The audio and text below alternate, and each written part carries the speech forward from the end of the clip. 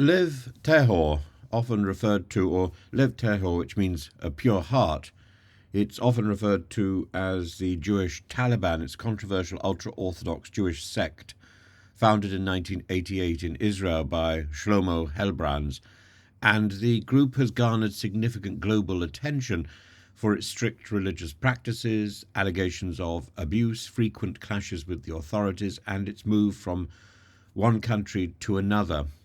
Their history of migration, of controversy, of allegations of illegal and abusive practices, often justified under the guise of religious freedom, is one that, of course, turns up in American cults, in claims, not least about ISIS and so on, and it's an odd and a secretive organization. That fundamentally is its problem. It's secrecy, and within secrecy, all manner of horrors can develop. Lev Tahor was founded in Israel. It advocates an extreme interpretation of Jewish law, and the group mandates strict modesty, with girls and women as young as 3 wearing burqa-like coverings, long prayer sessions, arranged teenage marriages. A rigid lifestyle distinguishes all its practices. They staunchly oppose Zionism and claim persecution for their beliefs, and the sect's religious leader, Shlomo Helbrands, has faced trouble early on, including imprisonment in the US for kidnapping a 13-year-old boy under the pretext of religious instruction.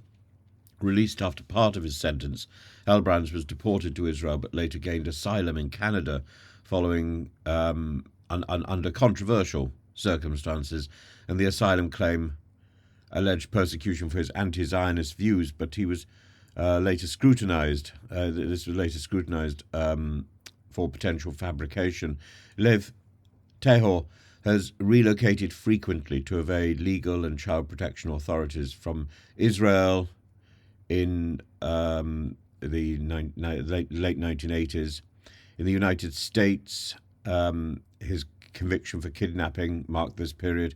In Canada, where he settled in Quebec but fled because of allegations of child abuse, including forced marriages and neglect. And then in Guatemala and Mexico, where the group has continued to face allegations of abuse.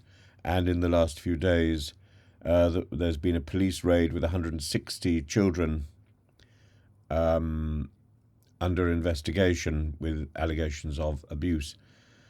The sect's movements are marked by these allegations of brainwashing, of abuse, of child exploitation, and the Canadian authorities, for instance, alleged that some children were malnourished, lacked proper education, were subjected to forced marriages. In Guatemala, the indigenous leaders expelled them for disrupting local customs, and more recent police raids uncovered skeletal remains and confirmed reports of trafficking and abuse.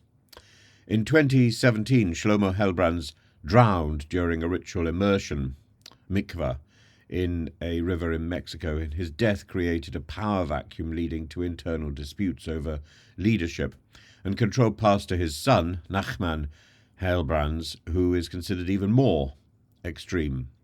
And Nachman and other leaders have since been arrested on charges including child exploitation and kidnapping. In 2024, there was a raid on Lev Tahor's compound in Guatemala, which has uncovered severe allegations including forced pregnancies, child sexual abuse, and trafficking, and the authorities have rescued 160 minors, but members attempted to abduct the children back from government custody, leading to violent clashes with police. And the discovery of skeletal remains further during the raid further heightens the group's alleged criminal activities. In neighboring Mexico, Lev Tahor members have faced similar allegations. Police operations in Chiapas have rescued children, and leaders were arrested for crimes against minors. But despite these interventions, Lev Tahor has accused authorities of religious persecution, framing their practices as misunderstood religious devotion. Lev Tahor's history of evading legal accountability has raised questions about the limits of religious freedom, and the group's consistent allegations of abuse against the group, coupled with its high mobility across borders, have made it a challenge for authorities to intervene effectively. And countries like Canada, the US, Guatemala, and Mexico have all been involved in legal and proactive actions against the sect. The group's practices also raise concerns about child welfare, human trafficking, the abuse of religious exemptions. International organizations and local Jewish communities have largely disavowed Lev Tahor, calling for a thorough investigation and proactive measures for vulnerable members.